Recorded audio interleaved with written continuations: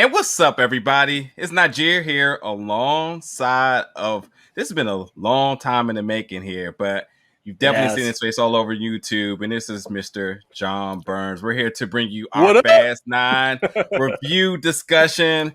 We're going to be on parallel opposites of the world here on this one. So this is going to be fun. So, whether you're watching this on his channel, whether you're watching on my channel, make sure you give each one of us the respective follow because I really do admire his work. And if you're a fan of mine, so you will definitely love his content as well. And again, we talk all the time, but we finally landed on a review where we're like, yeah, we're not letting this one get past. We're knocking this one out, and here we are. So, Fast 9, which is going to be in theaters this Friday, June 25th. It's already been out overseas.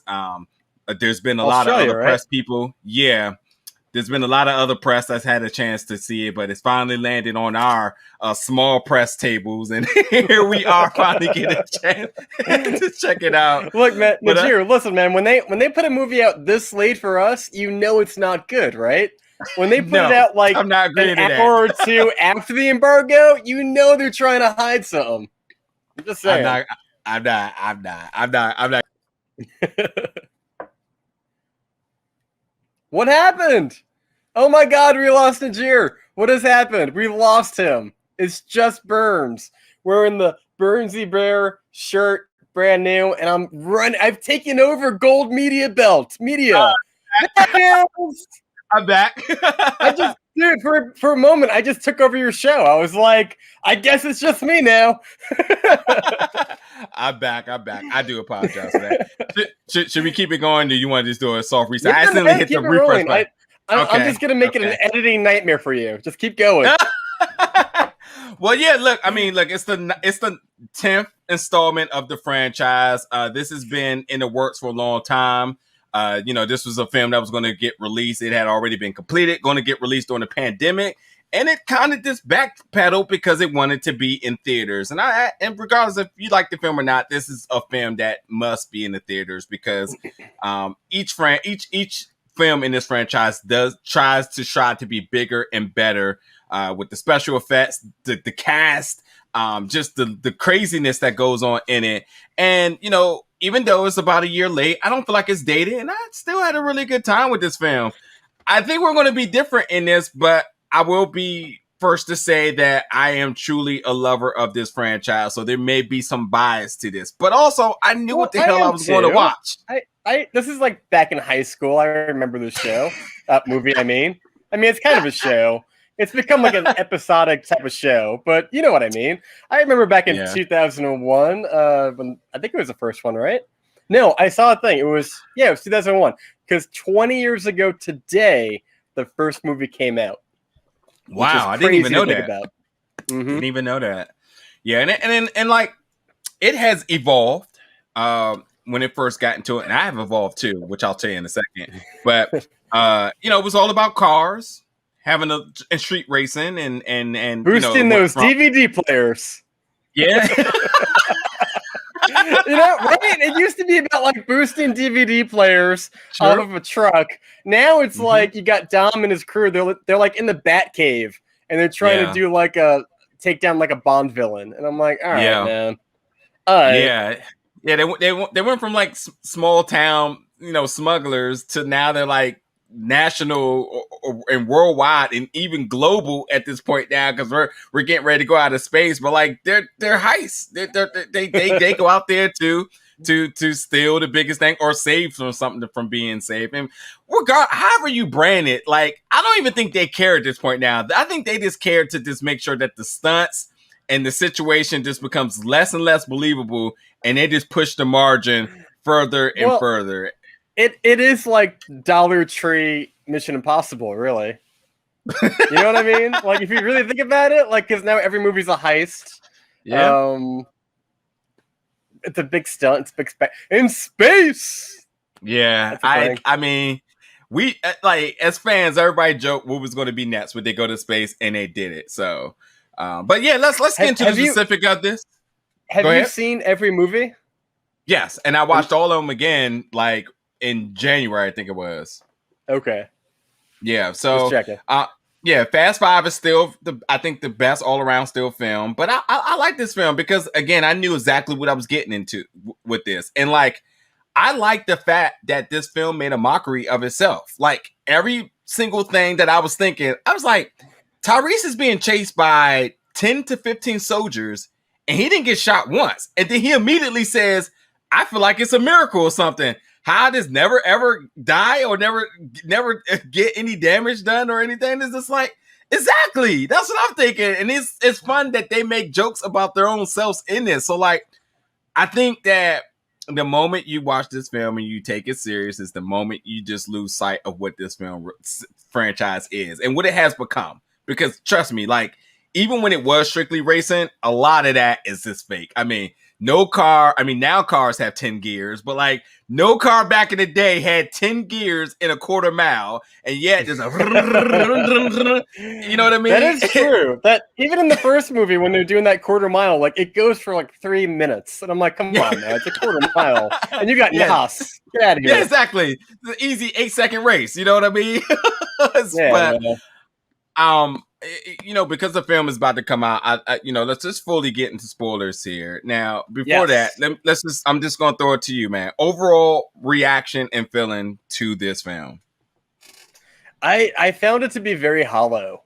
In retrospect, now that I have them all in my head, I wasn't a big fan of Hobbs and Shaw. That felt like a cash grab, and I thought like the black Superman thing with Idris Elba, and he's like part robot. It really kind of pulled me out of it. I didn't like it. I think they should have stopped after 7, really.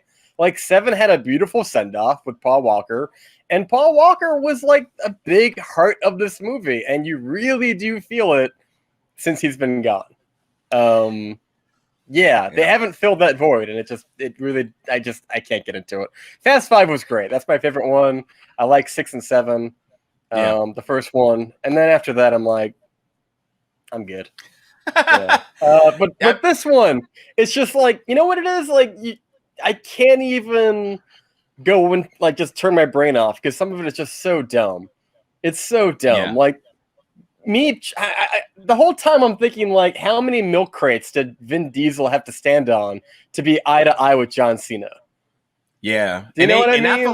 I feel like they purposely avoided that, except for one scene where I'm just like, definitely not, but we'll go with it, you know? Right. But I definitely felt like they avoided that stare off for that reason. Right. And every time somebody like gets thrown off of one car and lands on the hood of another car and they're fine, I don't know. I think I was able to bend. I don't know if it was like Fast 5 or 6, but the one where Letty goes flying across a bridge over a highway and like Dom catches her or some shit like that. I was like, okay. That's definitely everything after that. Yeah. Yeah. And I was like, that's bullshitty, but I'm okay with it. Everything after that, I'm just like, too much. I can't. I just can't. Yeah. I'll say this for you know, for how we critique films, you know, we talk about the filmmaking process and the structure of films. Like I'm going to say that this film does everything you thought it would do and everything that the other films has done. So as far as you think less of what? I don't. Maybe the trailers didn't promise that much. Maybe they didn't, but I always get something out of these movies, even though I know they're like essentially like the fast food of action movies. I know they're not. It's like going to Taco Bell at 2 a.m. when you've been drinking and you're like, oh, this is pretty good in the moment, but you know it's not really good. You know, it's just like. I mean, for me, like. You know, the characters did what the characters were going to do, and the actors behind those characters filled those shoes. You know, I feel like that's just a dead even for me there. Effects is dead even. I thought the sound was better, but I saw it in Dolby, so that kind of negates it because that means I don't really know how good the sound quality is. I mean, every song sounds good in the system, with a system in your car, but if you don't, you know, does it really... so like I wasn't blown away by any of that, and obviously the thing we're going to talk about most here is the plot. The plot has tremendous, monumental holes in it, but I let it go because I know that they're not really trying to do anything but really provide fan service and just the vast amount of just totally ridiculous moments one after another. Right, but I felt a giant disconnect between the actors. I never felt like they were in the room together. You know, everybody's on like a headpiece, or they got like a phone, but it's so incredibly obvious that they filmed it separately, and there's a disconnect. There's a lack of cohesion between the actors, and I feel it the most in this movie. You know, you could tell that Charlize Theron shot her stuff in a weekend, and they edited it in. Helen Mirren was free on the same weekend that Vin Diesel was. You splice it in. I can't remember who the actress is, but the one who can't drive. You know what I'm talking about? The one who. Yeah, you're talking about right here while I'm looking at her. It's going Ramsey. There we go. Or the character Ramsey. Okay. I can't. Yeah. I mean, I can see that too. And who knows? I mean, they did film this before the pandemic because again, it was going to be releasing during the pandemic. I can see that, but like the cast is major. Like there is tons of dollars invested into this cast, and I would imagine if they did have to have everybody on set in location, I would only just drove the budget to be even more out of margin. But I will say that, you know, to something you said earlier is, you know, this is why, I mean, after 7, I would have been cool with 7 being the conclusion, but 7 made, at the time when 7 was out, 7 was like the 4th or 5th highest grossing movie ever while still in theaters. And I think it rounded off to still being around like 8 or 9. And that's after all the Marvel and Disney stuff. But like, yeah, that's a big thing. I mean, they just said, let's make more money. Like, do you remember when the Dark Knight came out and we all knew that Heath Ledger was gone? I think it had the same thing where like people wanted to see Paul Walker in his final movie. They wanted to see what they were going to do with like the brothers doing the CGI. And it was going to be like, you know, let's go see for Paul. Like, I got that. But it never felt like it was off the back of like, man, what a compelling story with Vin Diesel in it. It just felt like, I like Paul Walker. I enjoyed Paul Walker. Let's go see 7.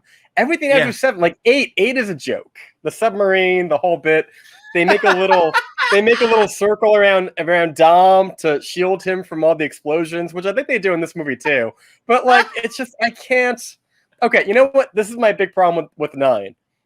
Okay, so think about this. Fast 9 is technically like a little mini reunion of Guardians in the Galaxy because you have Kurt Russell and you have what is his name? Michael Rooker, who played he's in there too. Yeah. Thank you. Yeah, and you have Vin Diesel, who's Groot.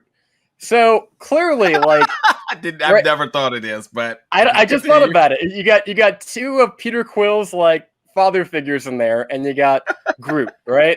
So clearly, Disney, Universal, all these connections, they all have the same agents, whatever.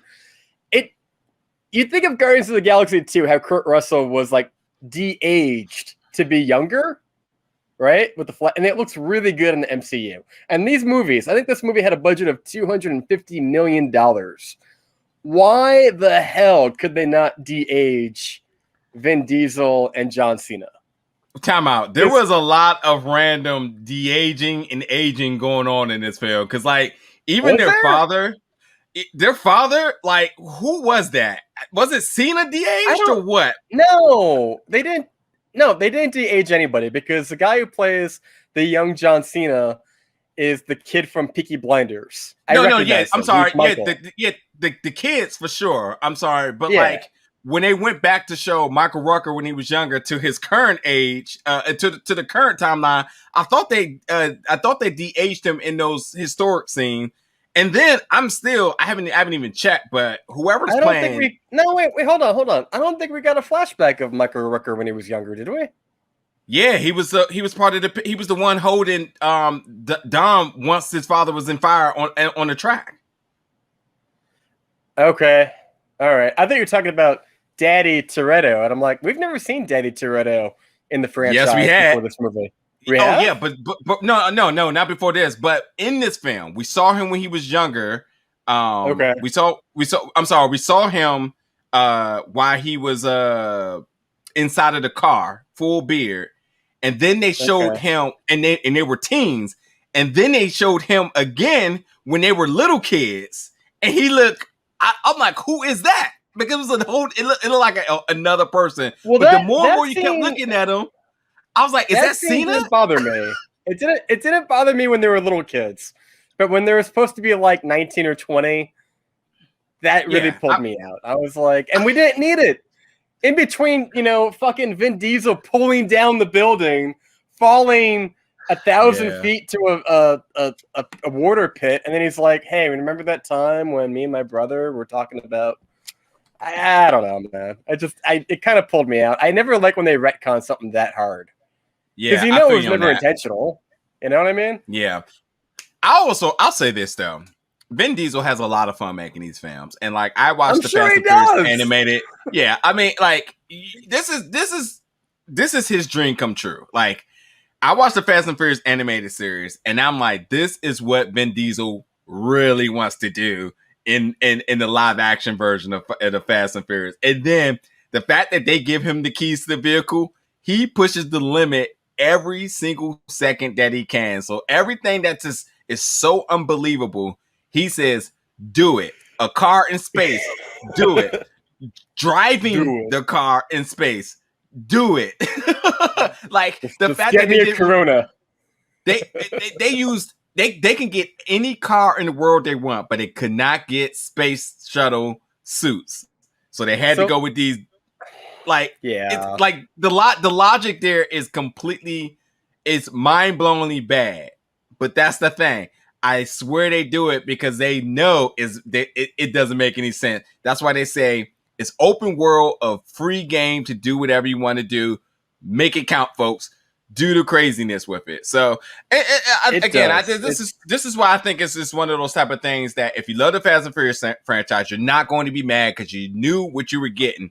But if you come in here thinking that this film is going to like push the curve as to like going towards like an Oscar or something, you are absolutely in the wrong ballpark, the wrong genre, in the wrong universe. Like this film, like even the film structure is all the same, which I was thinking to myself, like, I can't wait till Honesty trailers get a hold of this because they're going to say, oh, this scene from this film is exactly the same parallel as the one they did in this, because there was so many parallels from things they've done in the past. Like you talked about the little hideout, the little cave that they were in.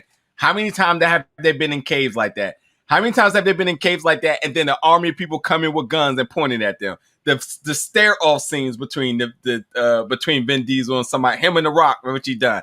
All these things have all happened before. Like I've seen nothing in this film that I had never seen, except for the magnetic stuff that was kind of pretty cool. But everything else is damn near on par with everything they've ever done. But even that, they kind of ripped that off from Breaking Bad. Did you ever see that Breaking Bad episode with the magnets? Yeah, exactly. Like it's not this film did not reinvent the wheel here.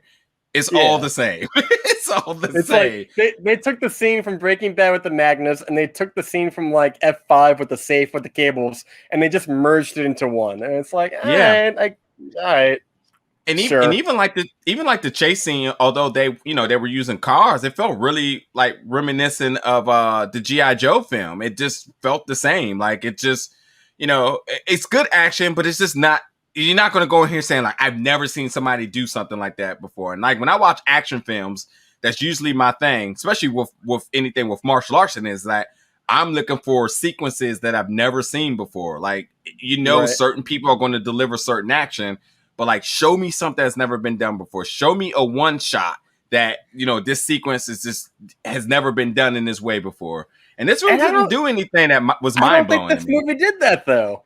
No, it didn't. Not at all. It didn't do anything that blew me away. I was just like, yeah, this is fun. This is cool. This is Fast and the Furious for you. Like, if you didn't know any better, like to be honest, if you didn't know no better, and somebody handed you all the films in your lap, you wouldn't know at what year this one was made. This one could have been easily made in 2006, and it wouldn't even matter. It just besides the cars. Like, when was John Cena big? Yeah.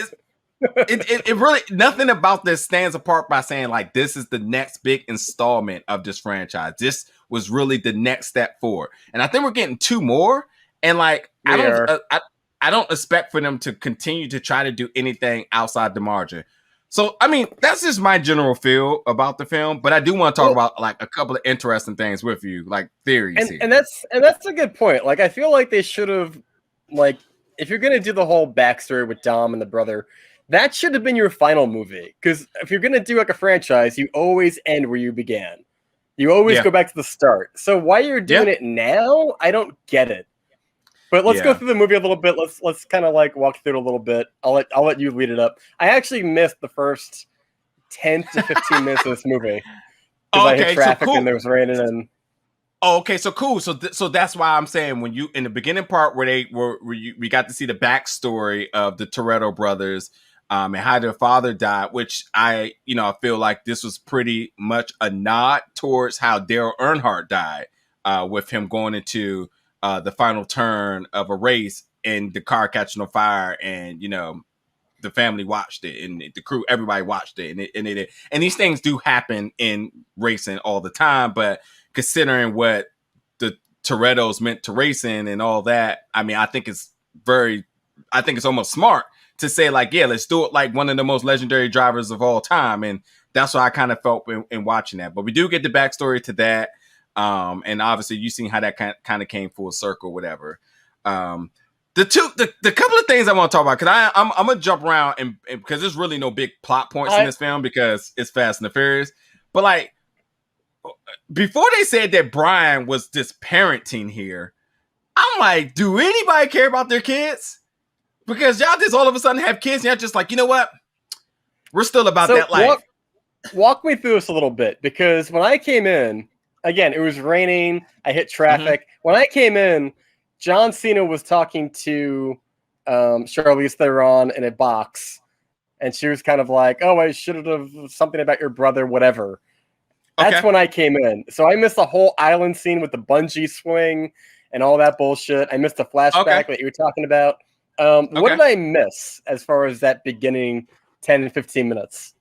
So they went to this, hostile country to find the device. Now, Mr. Nobody left a message only for them to find, and then Ramsey was like, hey, this is an encrypted message within an encrypted message within an encrypted message from Mr. Nobody, and this must be a big deal because of the level of encryption. Yeah, it's only for us. And then they're just like, so we're going. Oh, by the way, let me bring this all into full circle. So Letty and Dom are at their home and they're chilling and they see a car pulling up, and so they tell their son, little Brian, you need to hide out because we got some people, and they get the guns and they're ready for it, and it ends up being Taj and all of them. And then that's when she started telling them what's the deal. Letty's just like, hey, this is what we do. I'm gone. Dom's like, we have a family. I'm not in this. We need to stay put. We're out of the game now. And now, at some point, are they living in California still, or are they someplace else? They're off the grid. No phones, no anything. That's why they had to come up, because they're just off the grid. Like, no, I think they got electric, but very limited communication to the outside because they're trying to be parents now. You know what I mean? And that's why he's just like, yeah, we're not in this anymore. So he has some type of inner connection, and he's just like, yeah, I'm gonna go meet them now. And he gets his idea in like the middle of the night, and next thing you know, he's at the airport in the morning with all of them. And I'm just like, so sir, your son, because you don't have a phone to call nobody, where are you going to do it? But I guess if you want to just try to make this make sense, folks, is that he dropped little Brian off with Mia, who has their son, who's with Brian, big Brian, and whatever. And then as we see, Mia joins them because she finds out their brother's involved, and Brian says, I'm not coming. I'm playing babysitter. That's how you keep Paul Walker, Brian, integrity in shape, although we know he would have really came, but Brian is watching both of the kids, which I just want to bring up really quick. I'm jumping the gun, but why would they not show their kid in this film? I was really like, I know he had them, like Brian had their kid, which what are they? What's their kid name again? I forget what it is. All right, but anyway, they got a kid, and I'm just wondering why it's easy marketing or thinking towards the future of letting both the little kids play in the movie, so that we know, like, oh, they can do a kid version. Like, whether you want it or not, do it. So we know this is the potential. As we see the Tokyo Drift crew is now been integrated in, which you think Tokyo Drift 2 possibly? Or are they just in this realm of things? But either way, like you have opportunities to go different direction because this franchise is very lucrative and they're not going to end this until never. I mean, not until family is gone. Until we time travel next. Oh God. Oh my God, I wouldn't be surprised if they do that. But anyway, yeah, so then we go back to see that Don looks at the file that Ramsey left and he realizes that he thinks he sees his chain. I think that really motivates him to go because he thinks it has something to do with his brother. Which is funny because like he's never mentioned his brother at all, but all of a sudden you get one thought and you're like, oh, it's my brother. So you haven't seen your brother all these years, but you see one little thing, you're like, that's got to be my brother. So like, I felt like the persuasion towards saying this is my brother that motivated him to go that quick was a little bit like whatever, but that ultimately what it was. And even his sister, like Jordana Brewster, seems to like remember John Cena, and I'm like, you remember him too, and you've never brought him up? Come on, I know it's all retconned. Yeah. Yeah. But so they go to the country because they look for the plane. The plane crashed because it had Mr. Nobody in it, and then it has Charlize Theron character in there. He captured her. And he captured her and the device, and he left a beacon so that they would know where to get that device because this is again, just like the other movie, another device for global domination that if it gets into the wrong hand, it could end the world. Same old. Same thought. It's like it's the mind's eye or some bullshit like that again, right? Or something like that. I forget what it's called. Yeah. So I mean, I can almost predict Fast 10 at this point. It's going to be a device that not only can hack into weapons system, but can time travel as well. In space with Jurassic Park. That it's going to be an infinity gauntlet that can just send the moon up to the world if we don't get it in time. So, but yeah, I mean, again, that's pretty much what you missed in the beginning. They go to the country because they're in that country, the hostile country. Their government goes after them. They escape. John Cena also is aware of things because John Cena is working with the guy that who captured Charlize Theron, so that he knows that there is a device there to get. And so he intercepts them after they get the device. He escapes off with the plane, and the other ones, they get out the country. Once they get across the bridge, that's them being out the country, and then they just regroup. So that's pretty much the beginning part. And then you see him going back to Charlize Theron, basically like, I've always been in my brother's shadow, and now I got to prove to the world that I'm better than him, and this is how I show you and everybody else that I don't have smaller brother complex. So I really hated the one guy, like John Cena's partner, the one that he called Yoda. Yeah, terrible. The rich kid with the trust fund rich kid or whatever. Yeah, fucking awful. Fucking awful, man. Instead of the plot stuff, let's talk a little bit just about theories. Now, he kept mentioning his father, who he said he would be so rich that his father would want to borrow money from him. We don't know who his father is, but if I was a bet man, would his father be that person who was working with Idris Elba character, the one that had that? Oh God! Is that the connection here where they're trying to? And again, they were in London. London happens to be where Deckard Shaw is from, and the Shaw family, who he has backstory with Idris Elba character, who obviously his technology was built by some guy that we'd never seen, but we heard at the very end when they terminated Idris Elba character. Wondering if that's the connection here. And then ultimately, something I was very fond to hear is that I don't want any more Hobbs and Shaw. I don't. I did not like Dwayne "The Rock" Johnson in this franchise at all. But I love Luke Evans and I love Jason Statham. They're my favorite, two of my favorite actors, and the fact that they were brothers in this, I'm like, oh, this is cool. But we've never seen them work as a tandem. Did you notice that their mother said, "Hey, which one of my sons are you looking for this time?" Yeah. Which is a clear indication that they're both up and running, as we've seen after the credits, that one obviously is up and running, but the other one, who was left in a hospital bed the last time with Luke Evans' character, we was wondering what would be up with him. So I'm wondering here. And here's my big complex theory. And I'm sure we're gonna meet a third brother in the next movie. Because why not, Of man? course. Why the fuck Of not? course. Of course. You know how this works.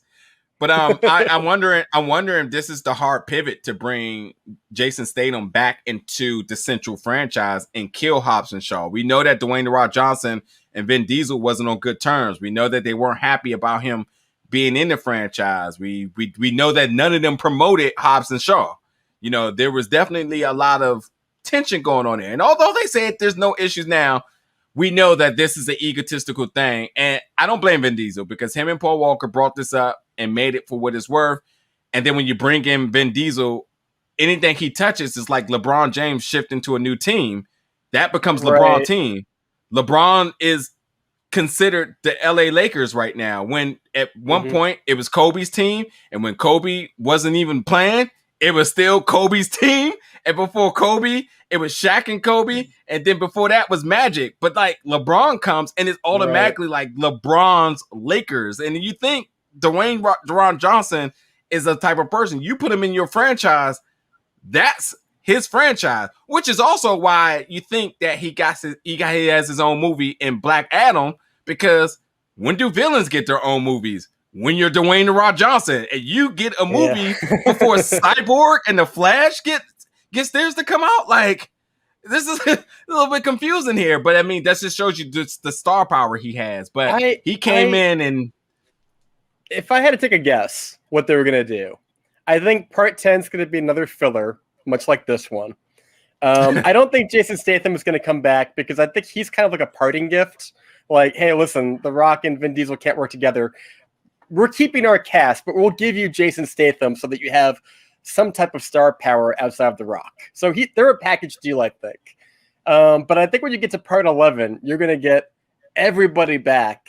Hobbs, Shaw, Ryan Reynolds will show up. You're going to get everybody who was ever in a Fast movie showing up. And they'll do that same bullshit again where like they film it separately. And maybe they'll have like one scene together that they're going to have to grit through to make all those millions of dollars. And that's going to be it. And you're even going to have like one moment. I guarantee you, there's going to be that one moment. The bad guys are like, they have like the upper hand. And you're going to get CGI Paul Walker who drives in and like takes somebody out. And he just like winks at the camera and then fucks off. And that's going to be part 11, and that's going to be it. And then they're going to just reboot the entire franchise with like 20-somethings and, you know, back to DVD players. Yeah. Or I don't know. They'll be stealing Bitcoin. I don't know. There's still something. I agree. Yeah. I agree. But I mean, overall, I just think that, you know, the sky's the limit for them, and they're going to definitely push that. And once they get to the sky, they're going to go to space. And once they go to space, they want to go to Mars, and then they're going to do some interstellar stuff. And, you know, it's going to be what it is. It makes the franchise makes a lot of money. Vin Diesel obviously has a lot of fun with this. The whole cast has a lot of fun. Tyrese was a standout in this because he was just so him.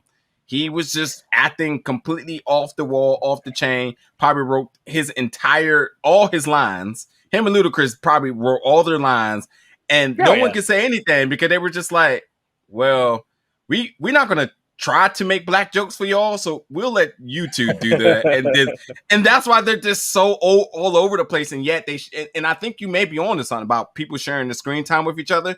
That's probably why they share so much screen time together, because it's the idea that probably get along. Yeah, they were just like, we'll do our part of this, and here we go. But again, you got the Tokyo Drift crew who could obviously mean something in the future. Bow Wow, who's been itching to tell people that he was in this film, because when they were doing a press tour in London, everybody was tweeting him like, "Are you coming?" He wouldn't respond. Was that him? Was that Lil Bow Wow in this movie or no? Yeah, that's definitely him. He just picked up some weight. Okay. Well, I haven't seen Lil Bow Wow in like a solid decade, and I'm like, I think that was him, but they could have recast him. We're just like, it's a different guy, and I'm like, I don't kind of care, but you know. Yep. Yeah, dude, it's been a minute since I've seen Tokyo Drift. It wasn't my favorite. Yeah. But yeah, man, I mean, you really lost me when they launched the ship through the satellite. I was like, why are they doing this? Why are they doing this? Again, I was thinking of what was it, The Dark Knight Rises. Like, there's that scene where like they use like the box to block the transmission from like the bomb to like the trigger. And I'm like, no, we're not gonna do that. We're gonna go into space and take out the satellite instead. That'll be the easier way to do it. And I'm like, come on, man, get fucked. Get out of Yeah, here. I was. What is this Yeah, shit? again, every time I thought about plot stuff, I was just like, just leave the logic out of this, leave the science out. And it's again a movie that prides itself on so much the numbers, and this is the science, and it shoved that down your throat. But then at the same time, they were just like, but don't pay attention to the science, don't pay attention to the numbers, because all of it is just complete nonsense to you. But yeah, like, I was easily the one to say, why go to space when you could just take the device and end it in the uplink on Earth. And who cares what the satellite does after that? If the satellite isn't connected to something, it'll fall out of orbit. Yeah. Or why is this important? 10 minutes into the movie, I had to stop doing that because I realized what movie I was in. I was like, stop trying to make sense of this, John. There's no point in this. How did they even get back? How did they even get back when... Oh, that's right. The Russians, the astronauts found them. That's right. Yeah, I was like, how did they get back from space or some shit like that? Yeah. And called them minions, and they quarantined because they said they eat that space food for a few days. Yeah, and the fact that you're right. 10 is going to be entirely in space, but it makes me think of the movie Armageddon with Bruce Willis from like the 90s. It's a classic. It's like the same. Yeah, it's the same idea of like, wouldn't it be easier to train astronauts how to drill instead of treating like drillers how to be astronauts? It's the same idea. Why would you have guys who do like, street racing learn how to be astronauts? It's idiotic, but they're gonna do it anyway, and here we are. Yeah. But it's so dumb. It pulls me out of it. I'm looking at Tyrese, and he's holding the steering wheel, and I'm like, that's not doing anything. There's no road in space. There's no rainbow track like in Mario Kart. What are you doing? He's like, yeah. And he shifted the gear, so engineering. Yeah, and they totally made that piece of shit car like space proof. It was completely airtight. Come on, man. And by the way, my last gripe is that Jacob Toretto left the team after being accepted because a lot of people will be looking for him. Would that be more or less the amount of people that's going to look for Dominic Toretto, who also has done a lot of things in his film as well? My entire I wrote that off completely by the fact that they just wanted to do like a throwback to the first movie with the 10-second car. That's the only reason why they did that. Let me ask you a question. What do you think about these little like moments where they bring up Brian O'Connor and like, they have the scene where, like you said, that he's babysitting them. They have that scene in the end where like the car drives up. What do you feel when you watch those scenes? Does it make you smile? Do you roll your eyes? Like, what's the emotion you get when they kind of do that? Yeah, I got chills when the skyline pulled up. I mean, it's still one of those type of things where I just really can't believe he's gone and the way he went, and to still be able to pay homage to him in his way and keeping the character alive. I love it because I think writing off people is such an easy thing to do, but like, this keeps him instilled in this franchise forever. So I love it. And again, I know the character Brian wouldn't be so, open to wanting to babysit, but I mean, I can go with that. But the fact that they say he was late and he pulled up in a way, and obviously I think he used to do some driving for the film. I'm not sure if he continued down the line, but even still, the way how the cars maneuvered and pull into the driveway, you can't help but to think like, man, that's Paul in there. You know what I mean? So I love it. And as a fan, I love it. And like I was going to say earlier, when I used to go see these movies when I was younger, I used to get right in the car and start racing down the street. I matured now. So I got in the car and I wanted to do it today. And I was just like, I'm kind of out of it. But like, I still like, it's always in your blood to be like, man, Paul, man, for Paul. So I love it. And 7 was the best send-off I've ever seen for any character ever. And I'm like not even sure what I'm gonna think whatever they're gonna do for Chadwick Boseman, but like that 7 was it's the best send-off ever. And even with that, I'm still okay with how they're keeping him alive, because I said when they were about to do the prayer, I said, first of all, Mia's here. Where's her kid? Because there's bad parents in this film, because everybody's just leaving their kid everywhere. And then I said, oh, it's a seat open. I said, please say something about her. And they was like, wait, there's a seat open. He's he's late, and they pulled out. I said, that's how you do it. That's how you do something very simple and just, keep do the fan service, keep everybody smiling. And then, whatever you're going to do in the future. And I think you're right. They're definitely going to be aiming. And look, James Cameron, I gotta wait for technology to do all these crazy things with Avatar. I wouldn't be surprised if they're waiting to do something spectacular with him in the future. You never know. And they only got to do it for 5 minutes and end it.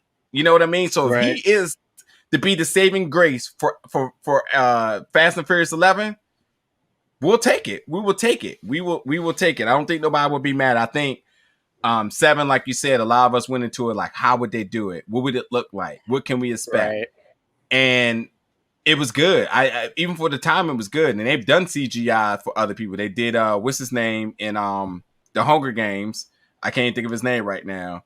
And then obviously Philip Seymour Hoffman. Yeah, thank you. Yeah. And Star Wars is doing it left and right now, and you're just kind of cool with it, So we know the technology is there, and people have embraced it to an extent, and we love it. I mean, even Luke and the Mandalorian de-age was something that sent the internet in a swirl of how epic it was, but no one looked at it like, that looks terrible. Everybody was like, dude, this is crazy. You know what I mean? So I think that if they did something with Paul, I think we'll be okay. I think we'll be happy, and I think a lot of people will be looking forward to it. So they're going to go that route. And I think that my last little thing I'll say as a fan is that I think this is why Vin Diesel and Tyrese was the way they were towards Dwayne "The Rock" Johnson, because this franchise is about Paul Walker and Vin Diesel. And now that's more about Paul Walker, because even Vin Diesel takes a seat back to say it's for Paul.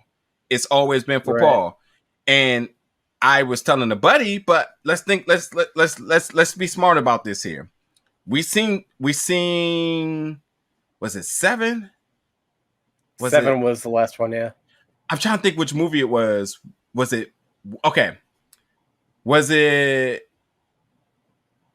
must have been 6 then, because it must have been 6. I'm not sure, but the one when Jason Statham first was it was 6. No, was it 6 or was it 7? 6 is such a blur to me. I'm having a hard time right now.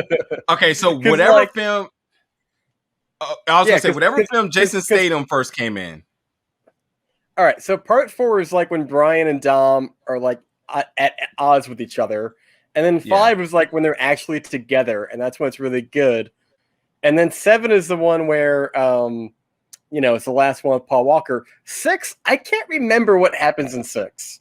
I think it's the one with like Jason Statham and The Rock is now on their team. I'm blanking on 6. Okay. Yeah, it's gotta be the Jason Statham one. It's all I could figure. Yeah. Okay. It's gotta have a gimmick, right? Yeah, I'm just gonna check really quick, because I just want to remember exactly.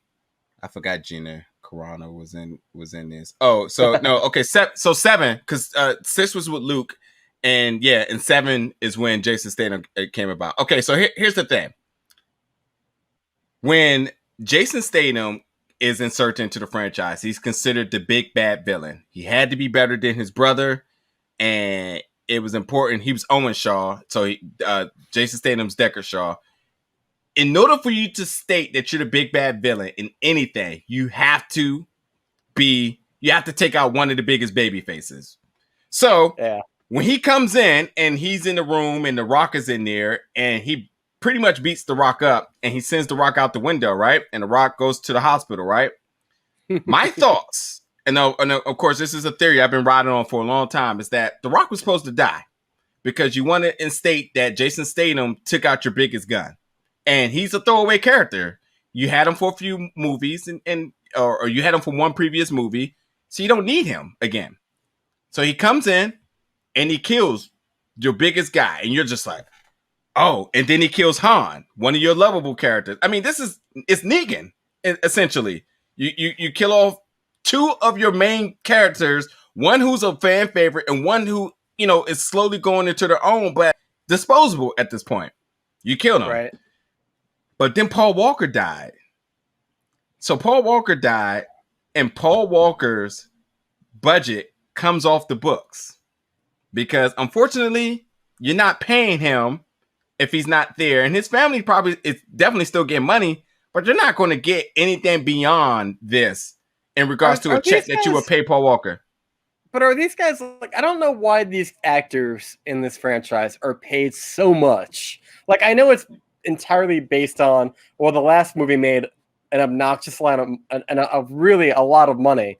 But when you take away this franchise and look at these individual actors, they're not doing great. Like, they're not doing other stuff. Yeah, but at the end of the day, I mean, it's money. You know, you budget in because you still got to pay them. The last one made a lot of money, and I get it. Right. But think about this though. Paul Walker's off the book, so you can keep the Rock in this. So if you notice in the film, he goes to the hospital. He has a scene with his daughter, him being in the hospital, and that's it.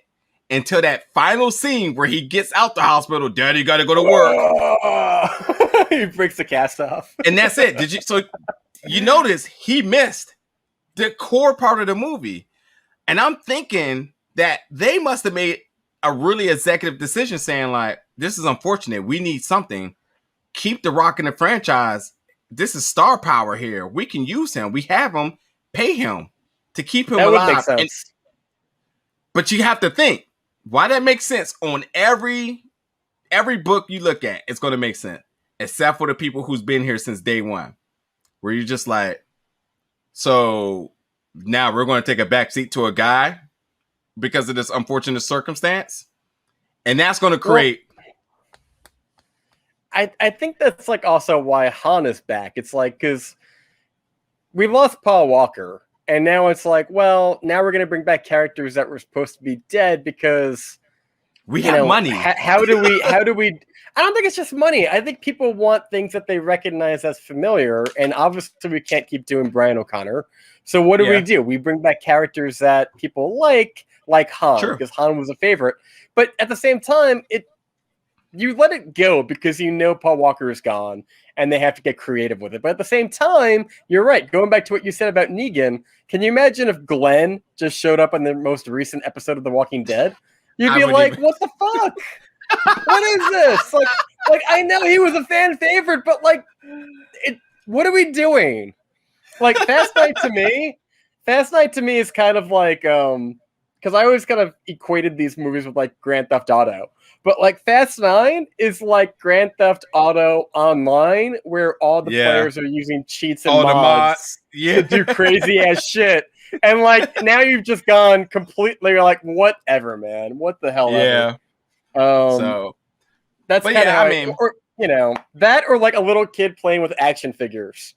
He's like, exactly. and then John Cena took a bow and arrow and he shot a cable across a building and he swung across it but then he didn't make it because Vin Diesel jumped at him and they went through a window and you're like, oh fuck you, what is this?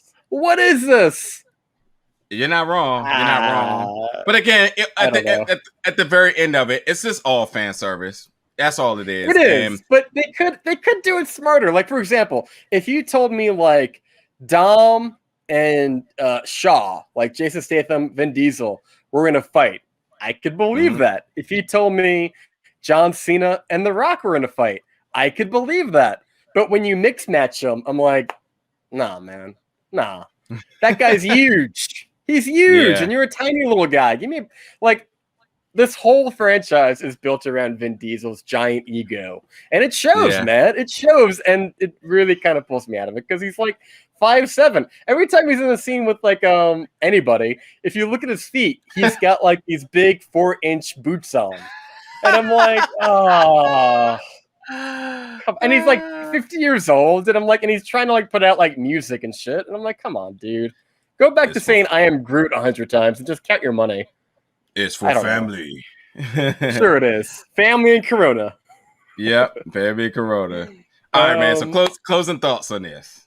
Well, you know what? I know you probably liked it, but I thought it was a little cringy when they did the whole scene in the very, very end with little Brian. And it's like, hey, Brian, you get to say grace today. And he's like, I don't know it.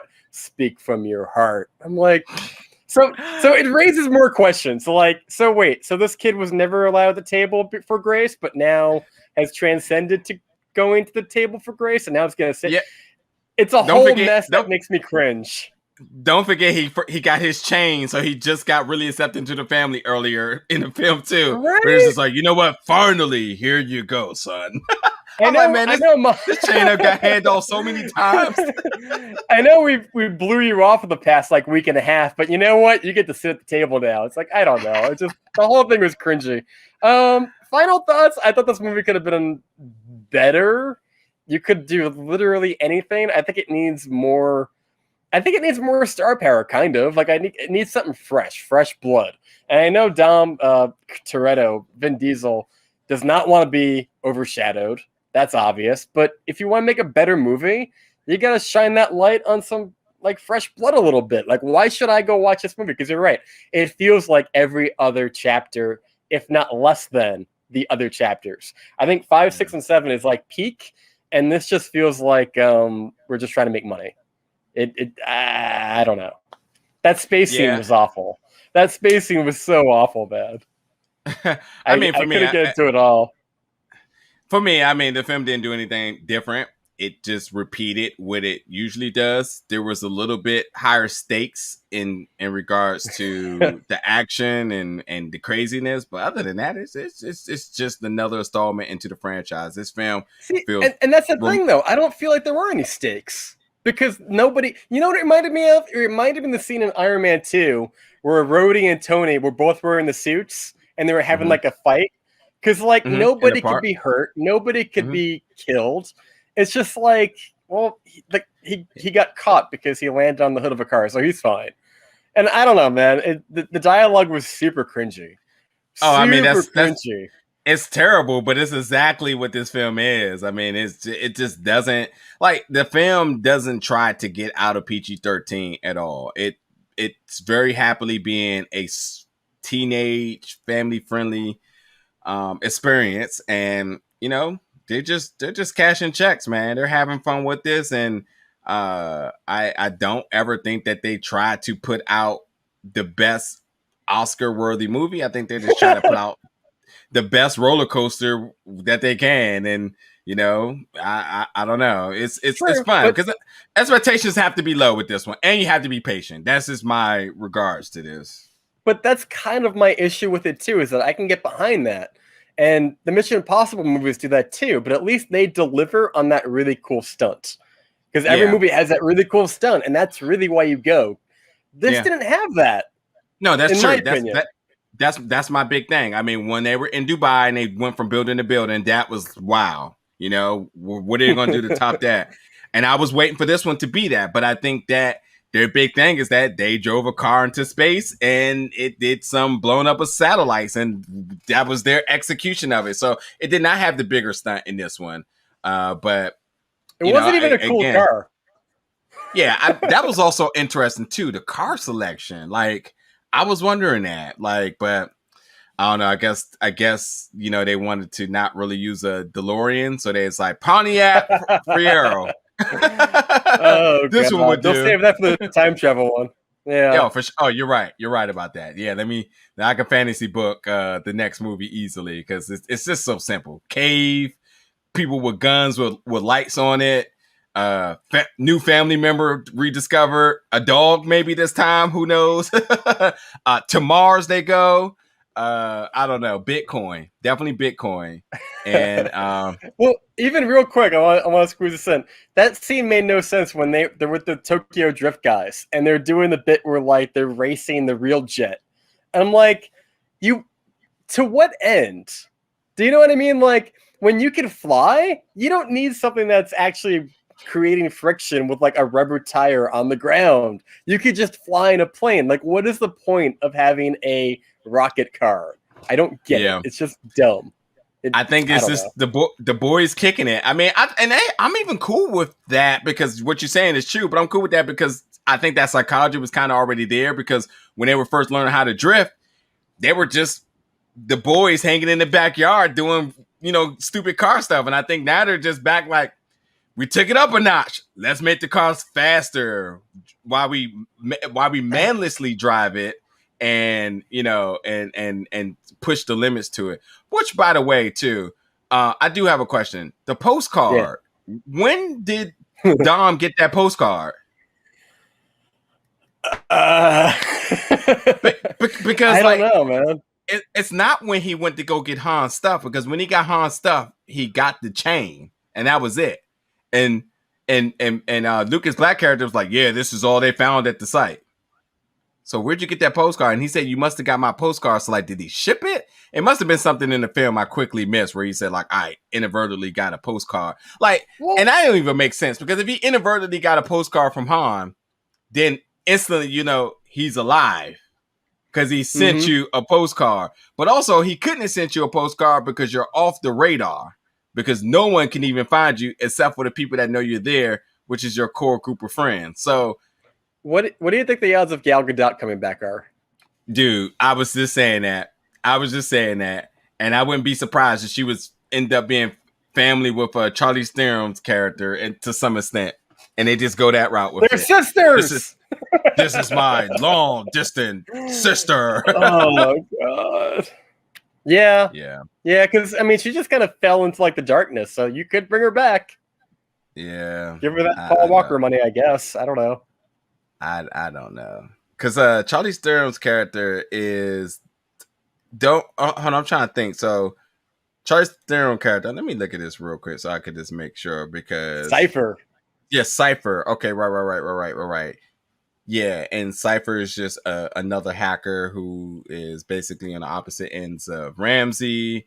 And yeah, I was trying to wait, because she's not Deckard Shaw. They're not related to them, but they just know who they are from other priests. Okay, answer all my question. And if you don't know any of this, then oh well. Because it doesn't matter. It doesn't even matter. They mess up their own continuity, so it's fine. Yeah. How would you rate this movie? How would you, on the scale of numbers or grade? How would you? So for Fast and Furious fans, I think this film is a out of 5. I think this is like a 3.5 because it doesn't do anything different or more to exceed to be great or excellent, but satisfactory for sure. In regards to just straight up movie, it's a 5 out of 10 because it doesn't really do anything but action good. I think action is the only thing it does good. The characters are exciting and easy to get invested into, but the acting isn't great, and the plot has tremendous. Yeah, all these things are. It is what it is. Like, I hate nothing about it except for the fact when I start trying to be logical with it, and that's why I'm just like, no, like none of this makes sense. I think the problem too is that like Dom is always kind of just like this like side character, really, that he's like Han Solo, right? Yeah. And if you don't have Luke Skywalker, who was Paul Walker, like you can't make that cool side character with the mystique your main character, or you have Solo, a Star Wars story, and it's awful. And so when you don't have Paul Walker and you don't fill that void with like either making Letty more of that character or somebody else, I don't find Dom to be that intriguing as a main protagonist. I find him to be kind of like this just very flat, angry, quiet guy, and his acting is so fucking awful, man. He's so bad. I can't take Vin Diesel as anything. Exactly why I like him, for all those reasons, because... You know what I'm saying, though, right? Like, Paul Walker brought like a certain amount of levity to like the dynamic between the two, and without that, it just feels so like wooden, I guess. Yeah, because it was a buddy cop film, but in most buddy cop films, you do have one superior actor to one comedic act, and instead of them having that, they just had one superior actor to like a muscle who was just the presence, and the dynamic work. But like, I would never want to go see. What's the name of that movie with Ice Cube and Kevin Hart? I forget the name of it, but I would never want to see that film with just Kevin Hart because it just would be Ride Along. Thank you. I wouldn't see Ride Along 3 with just Kevin Hart. Like, it has to have some type of legitimacy to it, and Ice Cube brings that, even though he has a style and a certain way of acting, it still balances out the unhinged Kevin Hart at time. And I feel like in this case, it's like Vin Diesel's so unbelievable that you need some type of credibility to it. And Paul Walker gives you that up and coming potential really big action star. You know, he's not going to do all of his stunts, but like there's still a level of legitimacy to him because you're like, he's not trying to do things over the top. Like he used to get beat up and it was cool because no one wins every fight. But Vin Diesel is out here playing like he has a game shark and he doesn't lose anything. He wins everything and he fights everybody and he wears a poker face in every situation. Like, and he always gets the girl. You know what I mean? He's got no emotion to him. He's no just, emotion. Like, stern and angry. Like, yeah, but I love the guy. You know what I thought was kind of funny too is that whenever they brought back somebody, whether it be his sister who just showed up like out of nowhere or Han, they walk in and everybody else gives like this character a hug, and then Vin Diesel goes last. And there's always these shots of him like he's warming up to the idea of giving them a hug. He's like, yeah, oh, yeah. And then he finally is like, "I'll give you a hug because familia." Yeah. And I'm like, "Fuck." I can't take him as an actor, man. I can't. He's not. He's good in action stuff, but like whenever he tries to actually act, it's just I don't think he's trying either. I think he's just phoning it in, like you said. It's like they know what movie they're making, and they're just like they're hitting those beats, and then they're just done. And I don't. That's it. I do miss when this franchise was good, like 5, 6, 7. Yeah. But yeah, I'll watch this. I'll watch this again. Do you think there's any? Okay, let me ask you this: do you think there's any movie in the franchise that's worse than this one? There's 10, so worse than this one. I wasn't a fan of. 8. 8 was worse than this. 8 just did nothing for me. Nothing. The submarine thing is way more unbelievable than them going to space, and you can fight me on that one. No, I mean you're right. I think 8 is also not great. Submarine. but for me, like this didn't have anything either. Like what is the thing that you remember from this movie? Like when a year from now, when someone says, "Hey, what happens in Fast 9?" What's going to be the thing that makes you go, "Oh, Fast 9 is the one that had this"? Good point. I think that this one was the one that, I mean, we're going down the road of trilogy, so I think it's safe to say that this was the one that gave us the backstory about Dom and his brother, which, you know, I'm not really fond of Jacob right now, but it could mean something more in the future. But like, I think this pays more dividends than what Hobbs and Shaw was ever trying to do. So like, I feel like this is the introduction to the backstory, and like the backstory did work. We actually see why he beat somebody with the iron, but we always heard about it, but we never seen why. And like you just thought he was unhinged, but like he beat a guy because he thought the guy killed his dad. It's not really a bad guy after all, is he? And we also see that's where he met Santos and them in jail, which was also cool because like you always talk about you got these boys, but where did you meet these boys at? And the fact that that's where they met them, which is curious. I'm wondering how come the one actor was not able to come back. I don't.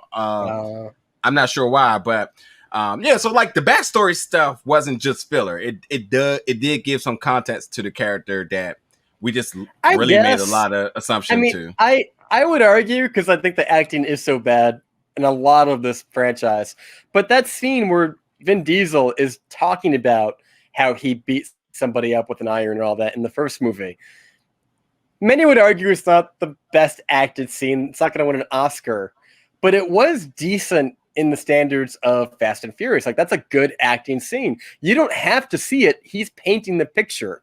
So I feel like this kind of cheapens it a little bit, if that makes sense. Like it's like spoon feeding the audience just a little bit when you don't have to, I guess.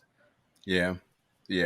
I don't know. I mean, they need a thread to pull on, I guess, for the sake of having some kind of plot. But I just had to check. Like, I was like, why didn't they show Leo?